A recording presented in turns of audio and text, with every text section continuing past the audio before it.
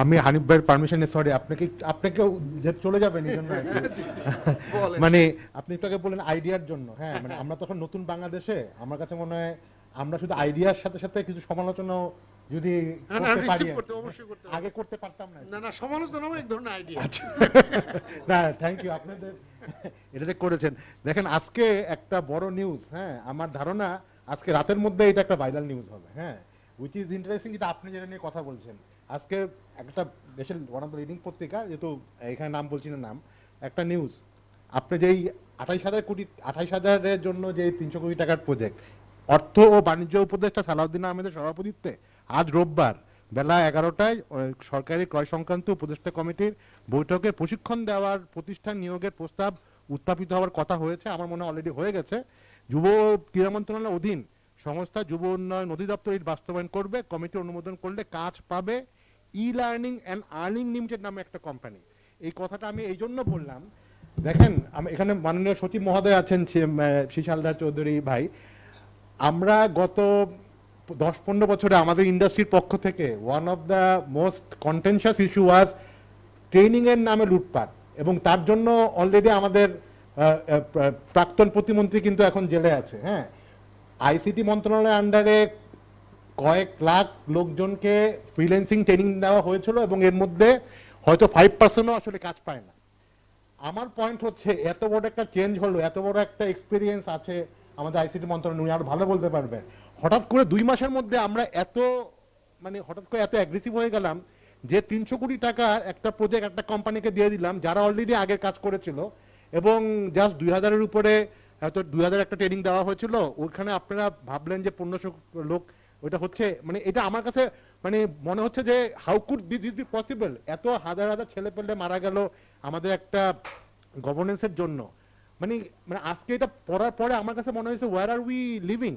Sorry আমি অন্যভাবে নিয়েন না, না আমাকে কথা বলার সুযোগ দিবেন। হ্যাঁ অফকোর্স, বাট আমার কাছে মনে হয়েছে যে this project has to be stopped immediately. আমি বলছি না এই প্রজেক্ট হয়তো করা অফকোর্স দরকার আছে, আইসিটি মন্ত্রণালয়ের যেই প্রজেক্টগুলো আছে ফ্রিল্যান্সিং এ ওগুলোর ইম্প্যাক্ট অ্যানালাইসিস না করে, যেখানে প্রতিদিন পত্রপত্রিকা নিউজ আসতেছে যে এই সব ট্রেনিংগুলো সব আসলে টাকা মানে লুটপাটের জন্য হয়েছে, সেই ক্ষেত্রে 300 কোটি টাকা গভর্নমেন্টের মানে হার্ড আর্ন, এবং এটা কিন্তু জিওবি ফান্ডেড প্রজেক্ট, 28,000 লোক ট্রেনিং করানো হবে ফ্রিল্যান্সিং এ।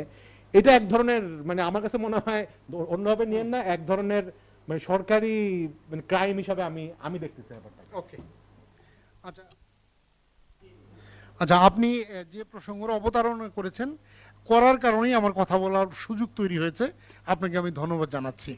হ্যাঁ হ্যাঁ, না না না না না ঠিক আছে, এখন না না এই মানে আমি প্রথম হলো যে এই বিষয়টা হলো 47 কোটি টাকার যে প্রকল্পটা ছিল সেটাতে আমরা 3200 মানুষকে ট্রেনিং দিব, এই মর্মে আমরা কাজ করেছি, এবং আমাদের 2000-এর প্রশিক্ষণ হয়ে গেছে। আমি আপনাকে দায়িত্ব নিয়ে বলছি যে আমার কাছে ডেটাবেস আসছে, আপনি এই 2000 প্রশিক্ষণার্থী কে কী করে, কত টাকা আয় করে, আপনি নিজে চেক করে দেখতে পারেন। আমরা দেখেছি যে তারা $15 লক্ষ আয় করেছে, এবং এটা মানে টাকার অঙ্কে রূপান্তর করলে এটা 15 কোটি টাকার উপরে। না না, আমি আপনাকে আমন্ত্রণ জানাচ্ছি, আপনি চেক করে দেখেন। মানে আপনি না আইসিটি মন্ত্রণালয় না আইসিটি না না, একটা জিনিস মনে রাখতে হবে যে আপনার ট্রেনিং বা লার্নিং এটা আসলে কোনো মন্ত্রণালয়ের একক দখলদারিত্ব নয়।